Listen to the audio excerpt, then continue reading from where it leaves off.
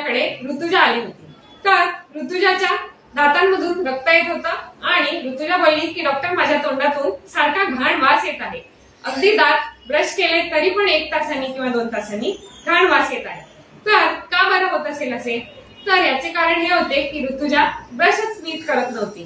ती कधी कधी ब्रश करायची, थोडा वेळ फक्त फिरवायची आणि सोडून द्यायची। तर नियमितपणे ब्रश हा केलाच पाहिजे, नाहीतर दातांवर दुर्गंधी येऊ शकते। आणि अजून एक म्हणजे तर ऋतुजा बोलली की डॉक्टर अजूनही माझ्या दातातून वास काही जात नाही। तर फ्रेंड्स, मी तिला नियमितपणे म्हणजे 6 महिन्यातून एकदा तरी दाताच्या डॉक्टरांकडून क्लिनिंग करायचा सल्ला दिला। तर ऋतुजा नीट चूळ पण भरत नव्हती। प्रत्येक गोड पदार्थ खाल्ल्यानंतर किंवा काही पिष्टमय पदार्थ खाल्ल्यानंतर जसे की चपाती, ब्रेड, बिस्किटे हे खाल्ल्यानंतर चूळ भरणे गरजेचे आहे।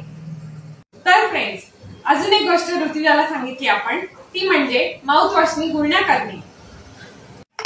आणि आपण ऋतुजाला हेही सांगितले की तिने सकाळी आणि रात्री डेंटल फ्लॉस वापरायचा आहे, म्हणजे 2 दातांच्या मध्ये जे अन्न अडकलं आहे तिथून सुद्धा स्वच्छता केली जाईल आणि दुर्गंधी येण्याचे प्रमाण कमी होईल। धन्यवाद।